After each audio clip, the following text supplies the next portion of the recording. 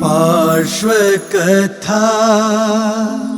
पार्श्व कथा के पुण्यार्चक हैं श्री रमेश गुप्ता, श्रीमती मंजू गुप्ता, पुत्र एवं पुत्रवधू निखिल गुप्ता, अनामिका गुप्ता, नितिन गुप्ता, श्वेता गुप्ता, पौत्र एवं पौत्री Nimit Gupta, Aarush Gupta, Avika Gupta, Anshika Gupta, Rohini, Veer apartment Delhi, firm international packaging, stretch film, shrink film, plan and printed flexible packaging, 229 D ring road, Narayan, new Delhi.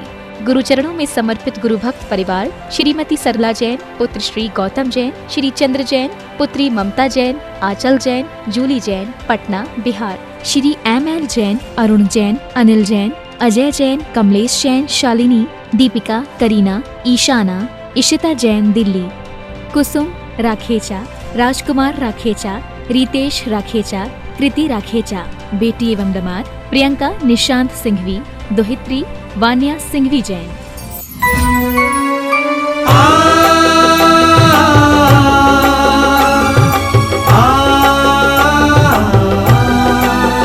Shri Parshvanath की कथा लौकिक सुनेंगे हम सब प्राणी, और हम योग प्रणेता के श्री मुख से खिरेगी वाणी, और हम योग प्रणेता के श्री मुख से खिरेगी वाणी। बाल ब्रह्मचारी बन जिसने वेश दिगंबर धारा, बाल ब्रह्मचारी बन जिसने वेश दिगंबर धारा, जिनके तप संयम के आगे दुष्ट कमठ भी हारा। ऐसी अद्भुत दिव्य कथा सुन अचरज में सब ज्ञानी, जिन वाणी चैनल पर फिर से सुनेंगे पार्श्व कहानी, और हम योग प्रणेता के श्री मुख से खिरेगी वाणी। श्री पार्श्वनाथ की कथा लौकिक सुनेंगे हम सब प्राणी, और हम योग प्रणेता के श्री मुख से खिरेगी वाणी, श्री मुख से खिरेगी वाणी। आओ श्रवण करें पार्श्व कथा। लेकिन धर्म चल रहा था। आप देखते हैं कभी कभी नदियां सूख सी जाती हैं, लेकिन फिर भी कहीं ना कहीं छोटी मोटी धारा चलती रहती है। सर्वथा जल का अभाव कभी नहीं होता। इसी तरह से इस पंचम काल में भी उतार चढ़ाव आते हैं, धर्म के लिए भी उतार चढ़ाव आते हैं, और कभी कभी ऐसे अंग्रेजों के, मुगलों के ऐसे शासन जब लगे तो उस समय पर सीमाएं बंध जाती हैं, धर्म के ऊपर अनेक तरह के उपद्रव होते हैं, लेकिन फिर भी धर्म नष्ट नहीं होता। कहीं ना कहीं वह सिसकता हुआ जीता रहता है। उन आचार्य शांति सागर जी महाराज के समय पर भी ऐसे ऐसे मुनि महाराज होते थे। एक आदि सागर जी महाराज थे। जहां वो रहते थे गांव के बाहर एक दूध गंगा नदी बहा करती थी, नाम था उसका दूध गंगा, और उस नदी के पार एक गुफा हुआ करती थी। वहां पर वो साधना किया करते थे। वो सप्ताह में एक बार आहार करने के लिए आते थे, और उनको नदी से पार कराने के लिए स्वयं वह शांति सागर जी महाराज अपने गृहस्थ अवस्था में, जब उनका नाम था, बचपन में उनका जब नाम था सात गौड़ा, तो वह उनको अपने कंधों पर रख कर के नदी पार कराते थे, आहार कराते थे, और फिर वापस नदी पार करा करके उन्हें उनकी गुफा तक पहुंचा देते थे। ये चलता था। इधर वो दिगंबरत्व भी था जिसके ऊपर कोई आड़ नहीं लगाई जाती थी, और एक दिगंबरत्व इधर भी था जो शहरों में रहता था जिसके ऊपर आड़ लगानी पड़ती थी। दोनों तरह से चल रहा था। कहीं ना कहीं विवेकी आत्मा के अंदर ये भाव जागृत होता है कि अगर सत्यता है तो उसके लिए इतना हमारे लिए आवरण क्यों डाला जा रहा है। और उन्होंने अपने जीवन में जिस समय पर यह मुनिपद अंगीकार किया, उस समय पर उन्होंने जिन गुरु से ये मुनिपद लिया, जो देवेंद्र कीर्ति महाराज कहे जाते हैं, वो खुद भी इसी तरह का कार्य करके, इसी तरह से ही मुनिचर्या करके वह चलते थे। लेकिन उन्होंने कहा था अपने गुरु से भी कि मैं आपसे मुनि दीक्षा ले रहा हूं, क्योंकि मुनि दीक्षा के लिए गुरु की आवश्यकता है, लेकिन मैं चलूंगा शास्त्र के अनुसार, आगम के अनुसार। उन्होंने कहा कि द्रव्य क्षेत्र काल भाव ऐसा नहीं है, बोले कैसा भी हो मैं करके दिखाऊंगा। और उन्होंने मुनि दीक्षा लेने के बाद वही सब किया जो शास्त्रों में लिखा था। कोई दिगंबरत्व पर ओट नहीं, कोई आड़ नहीं, और कोई भी भोजन करने के लिए पहले से फिक्स करने वाले उपाध्याय की जरूरत नहीं। और ऐसा करने में उन्हें बहुत कठिनाई हुई, लेकिन उन्होंने किया। जब वो सब हो चुका, उसके बाद में उनके ही गुरु ने देखा कि देवेंद्र कीर्ति ने, कि इन्होंने बहुत अच्छा कार्य कर दिया और इनकी चर्या बहुत अच्छी बन गई। तो वो गुरु ने ही फिर उन्हीं के पास में आकर के कहा कि अब आप मुझे मुनि दीक्षा दे करके मुझे पवित्र करो कि मैं भी इसी तरह का जीवन जीऊं। और ऐसा उन्होंने किया। आप सोच सकते हो, एक गुरु ने फिर अपने गुरु से दीक्षा ली। इस तरह के होते हुए भी वह देवेंद्र कीर्ति महाराज भी अपने आप में बाल ब्रह्मचारी थे।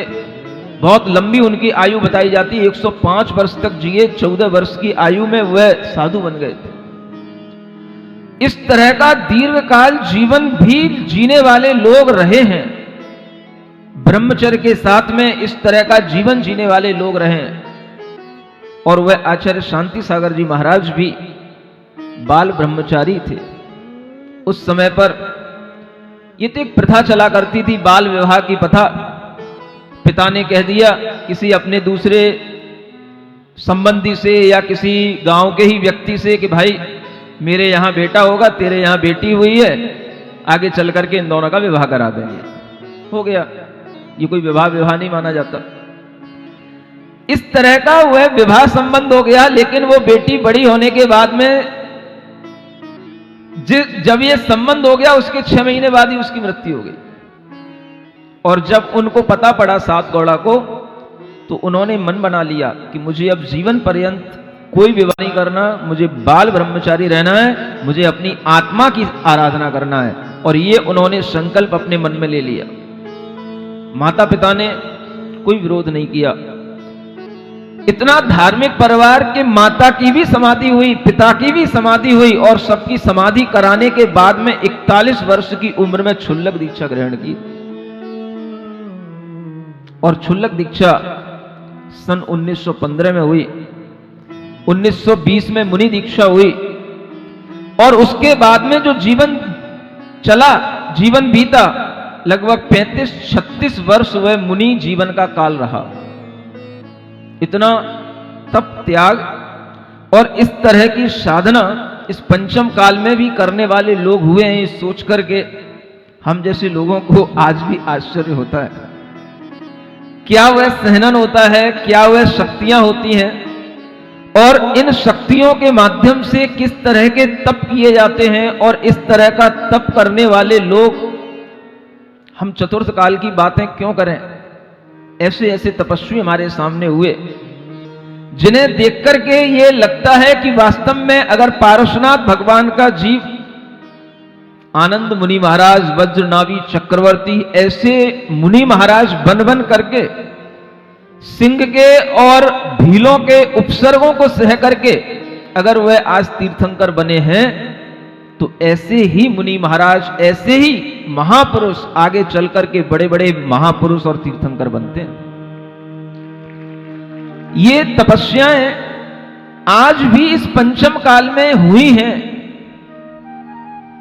हम चतुर्थ काल की बातें करें तो हमें समझ आता है कि हाँ भाई कभी हुए होंगे तीर्थंकर, कभी हुए होंगे ऐसे तपस्वी मुनि महाराज। लेकिन ये तो 19वीं शताब्दी में, आज हम 21वीं शताब्दी में हैं और इनकी सभी स्मृतियां, परंपराएं चल रही हैं। और इस तरीके के आचार्य होकर के गए हैं हमारे सामने कि जो हमारे लिए अपने आप में इस रूप में आदर्श हैं कि अगर आज इस दुनिया में हमें मुनि महाराज निराबाद विहार करते हुए नजर आ रहे हैं तो इसका एकमात्र श्रेय आचार्य शांति सागर जी महाराज को जाता है,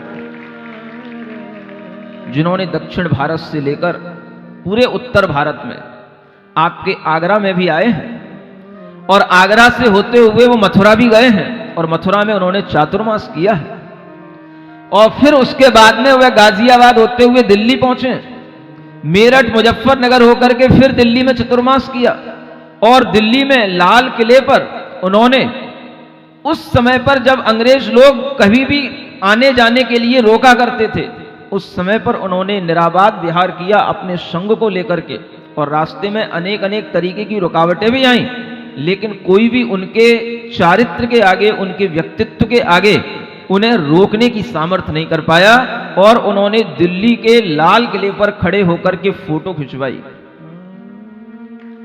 इस बात के लिए नहीं कि उन्हें फोटो खिंचाने का शौक था, यह बताने के लिए कि आगे का इतिहास ये गवाह रहे कि यहां पर मुनि महाराज आए हैं, आते हैं और लाल किले पर भी मुनि महाराज का आगमन हुआ है दिल्ली में, यहां पर किसी को विहार करने से रोका न जाए, इसलिए वहां पर उस समय पर उन्होंने वह फोटो खिंचवाई।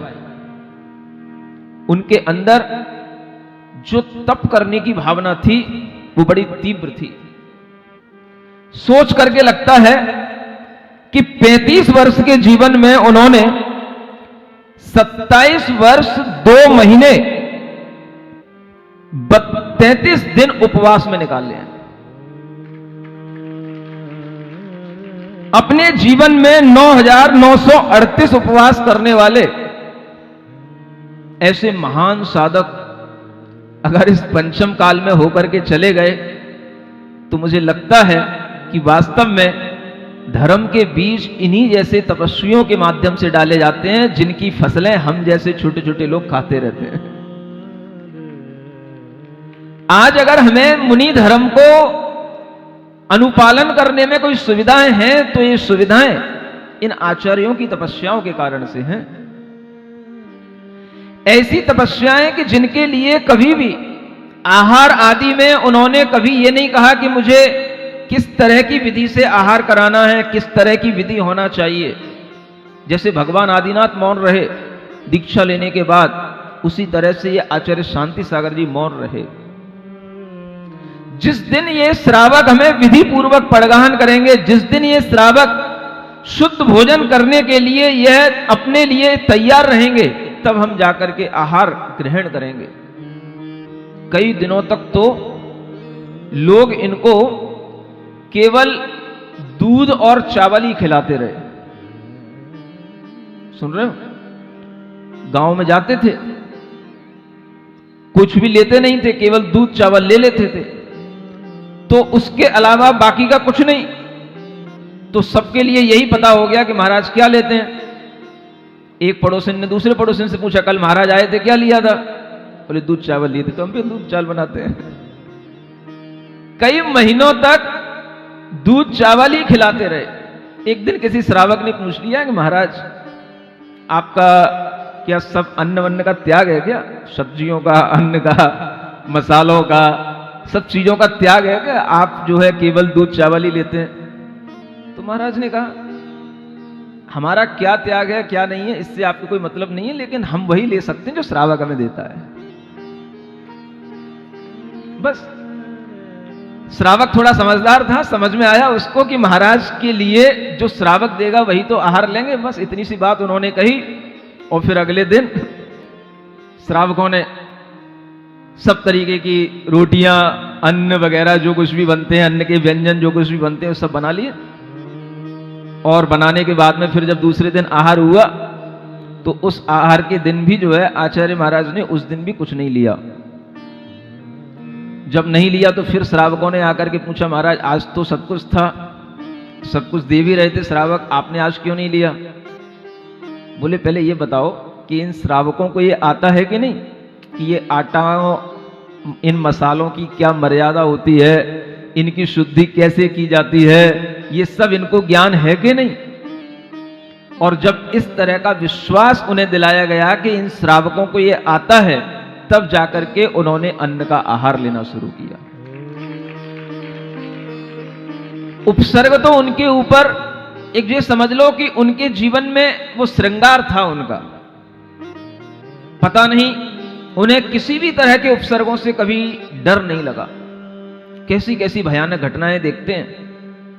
आज भी उनका जो चित्र मिलता है गले में, जैसे सर्प का हार जैसे शंकर जी के गले में पड़ा रहता है, वैसे ही उनके गले में सर्प जो है वो हार की तरह उनके गले में बैठा लटका हुआ है।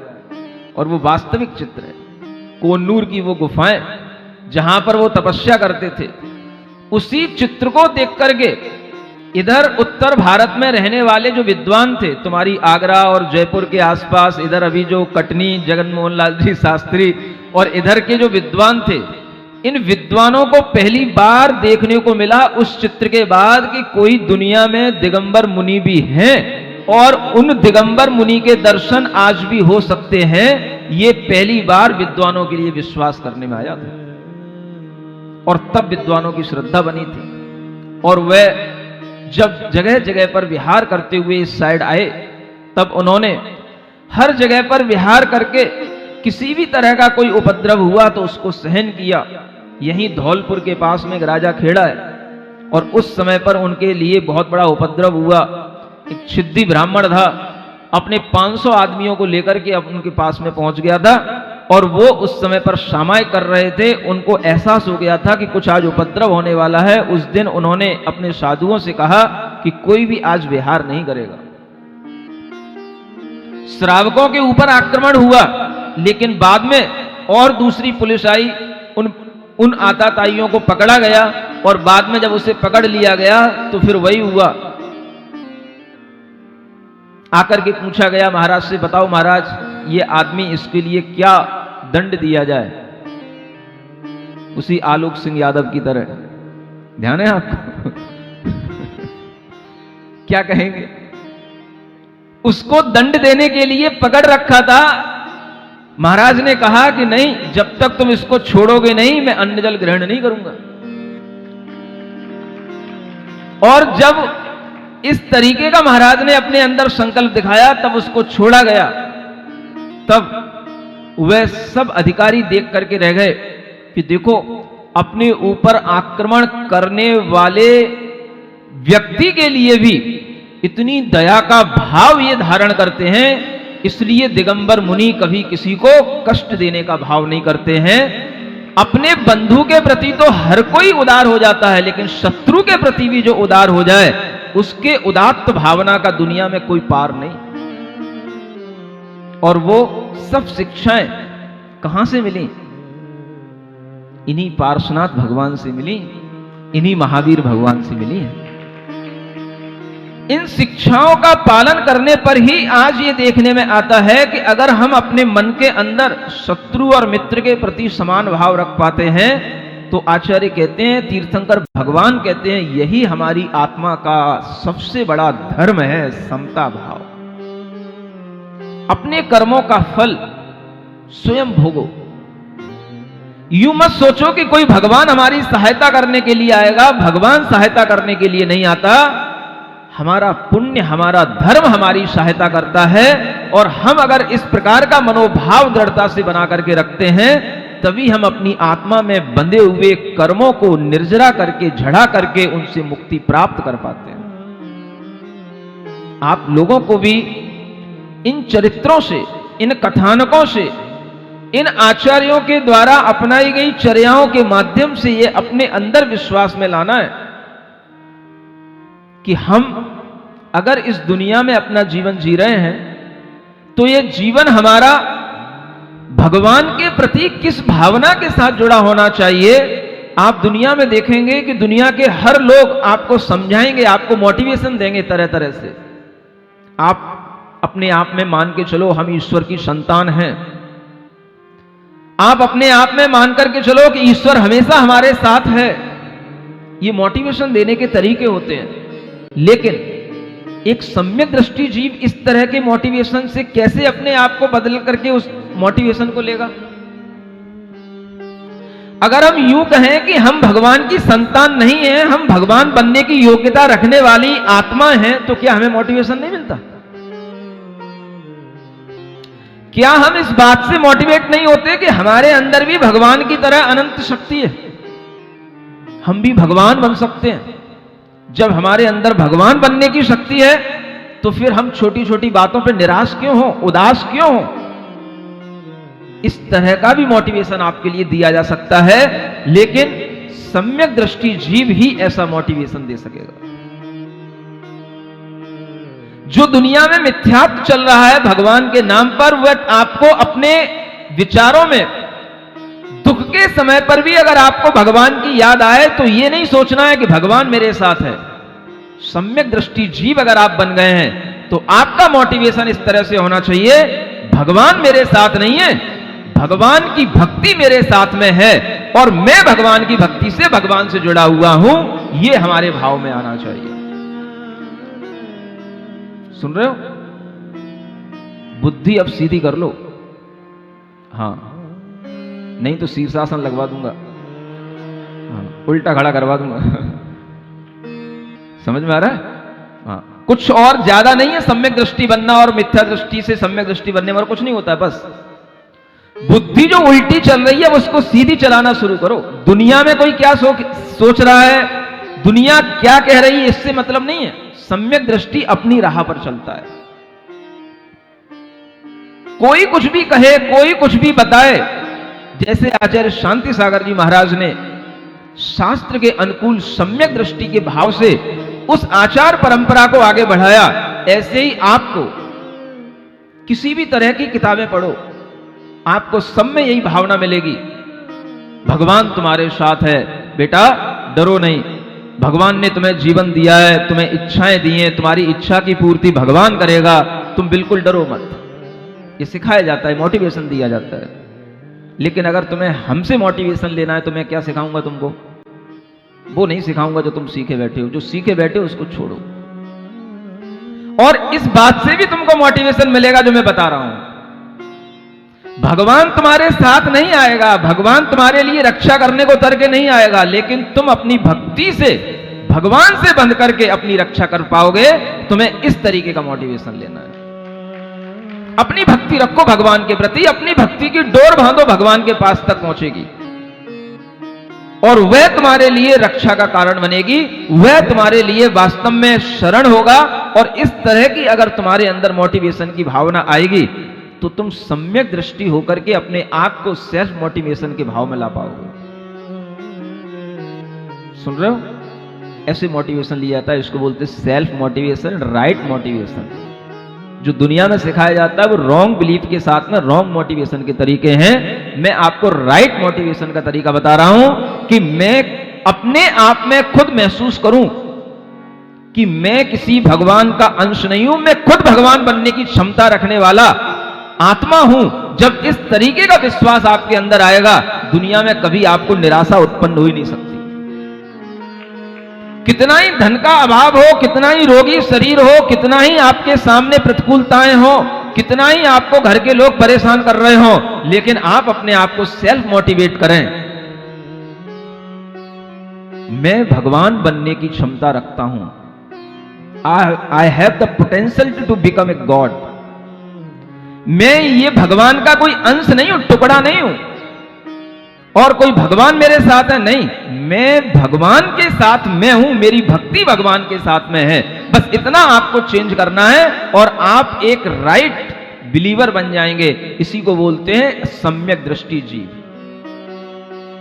अगर इतना कर लिया तो आज ठोक करके अपनी छाती पर हाथ रख के कहना है कि महाराज मैं आज से सम्यक दृष्टि बन गया और मैं आपको लेबल दूंगा सम्यक दृष्टि का।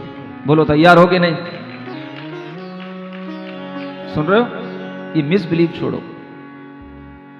भगवान मेरे साथ नहीं, मेरी भक्ति भगवान के साथ जुड़ी हुई है, इसलिए मेरी रक्षा होगी, इसलिए मैं कभी भी होपलेस नहीं होऊंगा, मैं अपने आप में कभी भी गिरूंगा नहीं, अपनी मानसिकता को गिराऊंगा नहीं। बस इतना सा आपको चेंज करना है और ये सब बच्चे बच्चियां अगर इस तरीके की भावना में आ जाएंगे तो ये सबके अंदर सम्यक दर्शन का भाव लहराएगा। पारसनाथ भगवान यही सिखाने वाले हैं। वो जो सिखाएंगे वो तो बाद में सिखाएंगे, लेकिन उनकी छवि से और उनके जीवन से और इतने दिनों की कथा सुनने से हमें क्या सीखने को मिल रहा है, पहले ये तो क्लियर हो जाए, तब उनकी वाणी से हम वो जो सीखेंगे तब हम सिखा पाएंगे, तब वो बता पाएंगे, तब हमारी कुछ समझ में आ पाएगा। तो पहले अपने आप को तैयार करो। सुन रहे हो? क्या बोलोगे आज से?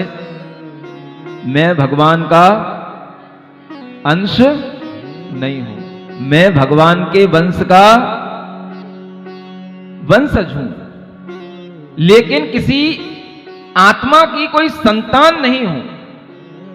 मैं अपनी रक्षा अपनी भक्ति से खुद करूंगा, कोई भगवान मेरी रक्षा करने के लिए नहीं आएगा। इस तरीके के विश्वास जब आपके अंदर आने लगेंगे, तब आपको कुछ महिमा पारसनाथ की समझ में आएगी। कौन आता है किसको बचाने के लिए? आप देख रहे हो, केवल अपना पुण्य अपना धर्म, उन्होंने दया धर्म का पालन किया था नाग नागिन के लिए। दया धर्म के कारण से करुणा के वशीभूत होकर के उन्होंने नमोकार मंत्र सुनाया था, और उस नमोकार मंत्र के प्रभाव से वो देव देवी बन गए। उनका कर्तव्य था अपने उपकार को चुकाने का, वो अपना उपकार चुकाने आए, और आज दुनिया में उनका भी नाम हो गया पारसनाथ। भगवान के कारण से उनका नाम भी अमर हो गया। ये कहलाती है महान पुरुषों की संगति का फर्क। समझ आ रहा है? उनको कौन जानता? ऐसे देवी देवियां तो सैकड़ों होते, लेकिन पारसनाथ भगवान की संगति के कारण से उनका नाम भी अमर हो गया। और आज लोग जितना पारसनाथ भगवान को जानते हैं, उतना ही उन दोनों देवी देवताओं को भी जान रहे हैं। लेकिन मिथ्या बुद्धि नहीं रखना चाहिए। सम्यक दृष्टि जीव हर चीज को जानता, हर चीज को देखता है, देव को देव की तरह मानता है, भगवान को भगवान की तरह मानता है। कई लोग पूछते हैं, एक बार आचार्य महाराज से ही पूछ लिया किसी ने, महाराज आप देवी देवताओं को नहीं मानते क्या? सुन रहे? आचार्य महाराज ने कहा, अरे भाई मुझसे ज्यादा देवी देवताओं को मानने वाला कौन होगा?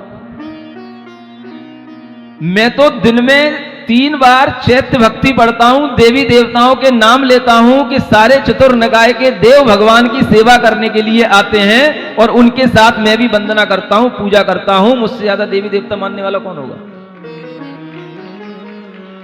लेकिन तुम चाहते क्या हो? देवी देवता को मानने का मतलब क्या? क्या उन्हें भगवान मान लिया जाए? क्या भगवान के बराबर बैठा दिया जाए? अगर ये बुद्धि आपकी है तो आप सम्यक दृष्टि कदापि नहीं हो सकते। ये आचार्य शांति सागर जी महाराज का अगर आप कभी जीवन चरित्र पढ़ोगे तो पता पड़ेगा कि वो उस समय पर भी, जैसे तुम लोगों के यहां इधर मिथ्यात्व फैला रहता है, दक्षिण में भी खूब फैला रहता है। हाँ, दुनिया के गुड्डे गुड़ियां घरों में रखे रहेंगे, सब पूछते रहेंगे, अगरबत्ती लगाते रहेंगे। समझ आ रहा है? और जैसे तुम नहीं सुधरते वैसे वो भी नहीं सुधरते। अभी भी नहीं कोई सुधर रहा है। मैं इतने दिनों से कह रहा हूं, एक ने भी हाथ नहीं उठाया। इतने बेईमान लोग हैं इस आगरा के कि महाराज, अभी एक महिला ने हाथ उठाया एक ने भी कुछ ला करके यहां नहीं रखा।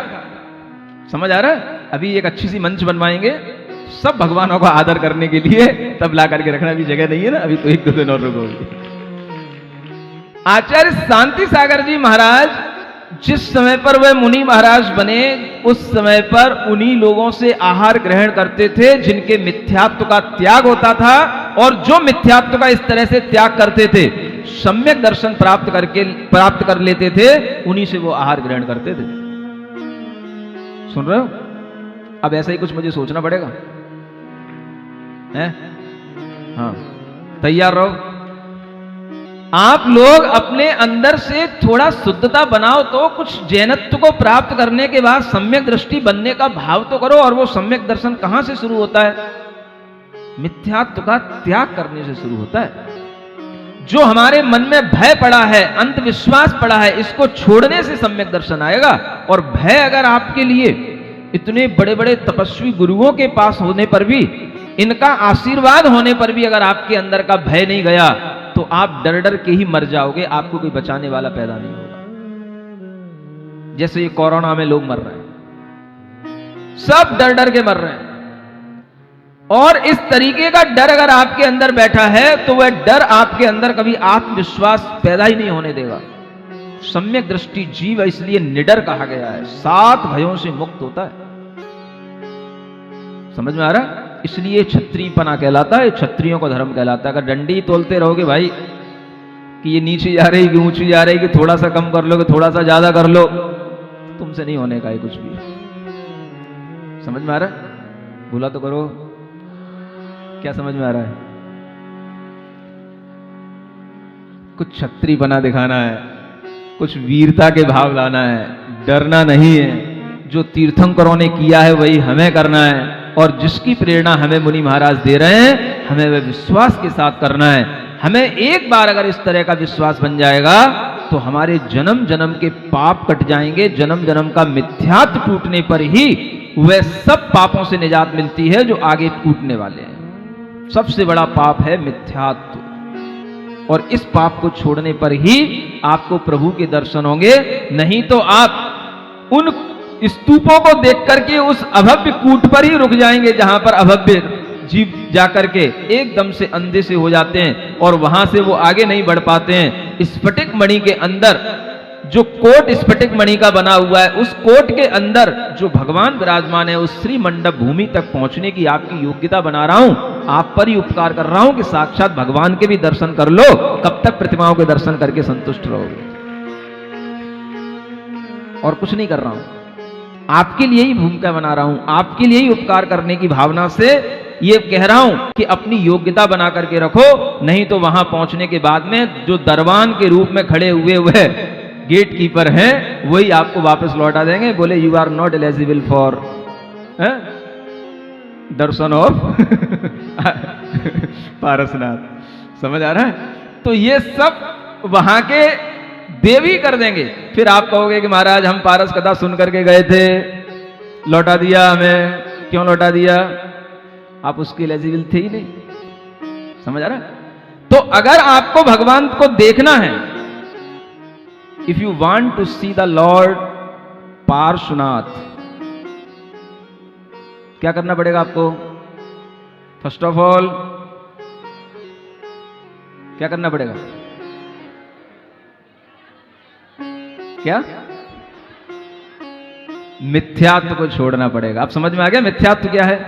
तो ये जो हमारे अंदर तरह तरह के मिसबिलीव हैं, इसी को हम मिथ्यात्व कहते हैं। समझ आ रहा है? तो ऐसे जब ये भाव छूटते हैं तब हम योग्य बनते हैं, और जब योग्य बन जाएंगे तो फिर आनंद के साथ प्रवेश करेंगे। मंगल भवन अमंगल हारी, पार्श्वनाथ जगत हितकारी, सुख संपत सब ही घर आवे, पारस कथा भविक जो गावे।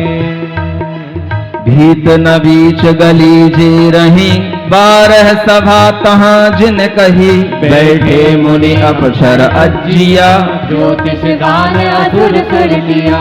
भवन विंतर ज्योतिषी देव, कल्प निवासी नर पशु एव, दिन में प्रथम पीठिका थई, अनुपम वेद रजमयी। जैसे ही हम घुसे कहां पे प्रवेश किए? स्फटिक कोट के अंदर जो श्री मंडप भूमि बनी हुई थी, उस भूमि में प्रवेश किए। चारों तरफ देखा, 12 कोठे बने हुए हैं, 12 एक बीच बीच में एक बाउंड्री सी भी बनी रहती है, और 12 सभाओं के माध्यम से वो चारों ओर एक गोलाकार जैसे राउंड टेबल कॉन्फ्रेंस होती है ना, इस तरह से वह भगवान तो बीचों बीच में बैठे हैं और चारों तरफ 12 सभाएं लगी हुई हैं, और उनमें एक में मुनि महाराज बैठे हैं, एक में अप्सराएं बैठी हैं, एक में आरिकाएं बैठी हैं, एक में ज्योतिषी देव बैठे हैं, एक में बाण व्यंतर देव बैठे हैं, एक में असुर कुमार भवनवासी देव बैठे हैं, और फिर एक में देखा कि इन सबकी अलग अलग स्त्रियों के लिए, देवियों के लिए भी अलग अलग सबके लिए कोठे बने हुए हैं, क्योंकि देवियों की संख्या भी बहुत होती है। भवनवासी देव, व्यंतर देव, ज्योतिषी देव और कल्पवासी देव, देवों के अलग अलग कोठे और देवियों के अलग अलग, और मुनि महाराज का अलग, लेकिन आर्यकाओं का और स्त्रियों का एक ही होता है। ये ध्यान रखना, सुन रहे हो? फिर भवनवासी, व्यंतर, ज्योतिषी देव, कल्पवासी देव और मनुष्यों का कोठा एक अलग होता है श्रावकों के लिए। क्या सुन रहे हो? मुनि महाराजों का एक स्थान अलग, श्रावकों का एक स्थान अलग, और एक कोठे में आर्यिकाएं और सामान्य स्त्रियां, श्राविकाएं सभी, और एक में केवल पशु पक्षी पंचेंद्री संगी जीव जो समझदारी रखते हैं और हाथी की तरह जैसे सूंड हिलाते हुए आते हैं, वो हाथी भी सिंह भी सब समझदार होते हैं, और सब आकर के भगवान की देखने से ही, भगवान को देखने मात्र से ही उनके अंदर सम्यक दर्शन की प्राप्ति हो जाती है। जितना तुम्हें समझाने में हमें पसीना बहाना पड़ रहा है, भगवान को कुछ भी नहीं करना पड़ता, ये काम तो बस उनके दर्शन मात्र से ही हो जाता है। सुन रहे हो? फिर भी तुम्हारी समझ में नहीं आता, कितनी बुद्धि पे पत्थर पड़े हुए हैं, कौन तोड़ेगा इनको? कमठ है? पारसनाथ भगवान तो अब दोबारा आएंगे नहीं तोड़ने, ये कथा तो अब जा रही है, तो ये पत्थर हमें अपनी बुद्धि के खुद हटाने हैं। इसी तरह के उपदेशों से हट जाए तो अच्छी बात है। और फिर जब हमने 12 सभाओं में देखने के बाद, एक दृष्टि डालने के बाद देखा, तो बीचों बीच में भगवान कैसे बैठे हैं। 3 पीठिकाएं होती हैं।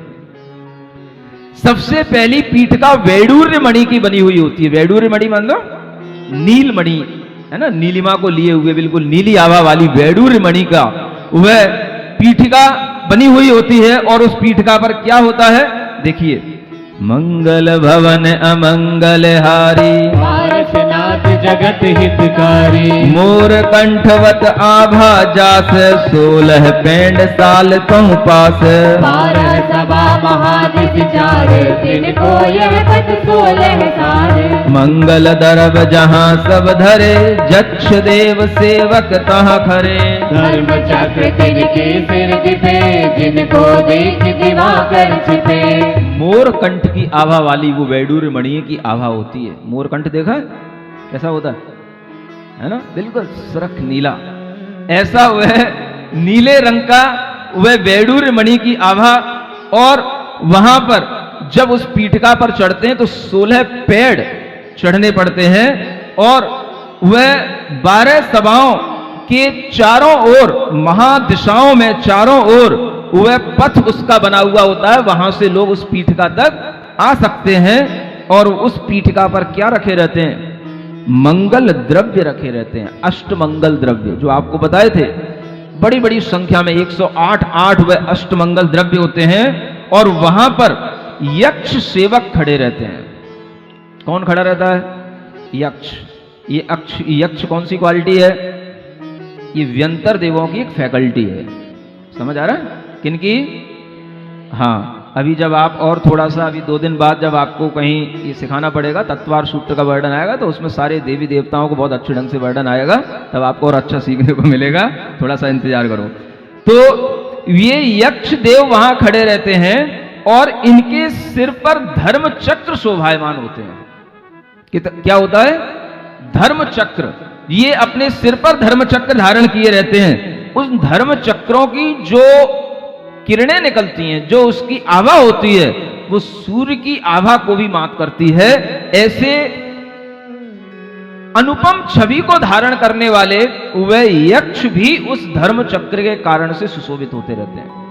और इस तरह से जब यह प्रथम पीठिका का दृश्य दिखाई देता है, तब हम आगे और ऊपर देखते हैं।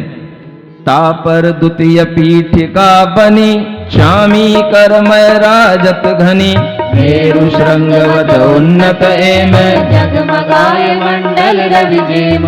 8 जाप 8 दिश जहाँ, 3 शोभा वर्णन बुध कहाँ, तिनमें 8 चिन्ह चित्राम, चक्र गयंग वृषभ अभिराम। वारिज बसन के हरि रूप, गरुण माल आकार अनूप, मंद पवन बस हाले जय, किंतु पाप रज जारत है। और जब आपने दूसरी पीठिका पर देखा, तो उस दूसरी पीठिका को देखा गया तो वो कैसी बनी हुई है? सोने की बनी हुई है। चामीकर माने होता है स्वर्ण की। समझ आ रहा है? कभी अरिहंत भगवान का ध्यान करना, पारसनाथ भगवान का ध्यान करना, तो ऐसा ध्यान अपने मन में ले आना है। और अगर कभी समय मिला, अभी समय मिलेगा ही, आपको 10 लक्षण के दिनों में भी ध्यान कराया जाएगा, तो कभी आपको ऐसा अच्छा वाला ध्यान भी करवाऊंगा। पहले सीख लो, फिर आपको ध्यान में सब दिखाई देगा। वह इतनी ऊंची मेरू की चोटी के समान सुशोभित होने वाली और रवि मंडल के तेज की तरह चमकती हुई वह दूसरी पीठिका होती है। इस पीठिका पर 8 दिशाओं में, जैसी कल आपको 10 ध्वजाएं बताई थी, उनमें से 8 चिन्हों की 8 ध्वजाएं, उन्हीं चिन्हों में से चारों ओर वह 8 दिशाओं में लहलहाने वाली वह ध्वजा वहां पर लगी रहती है। माने भगवान जहां पर विराजमान है, उनकी पीठिका में उनके नीचे भी ध्वजाएं लगी हुई हैं।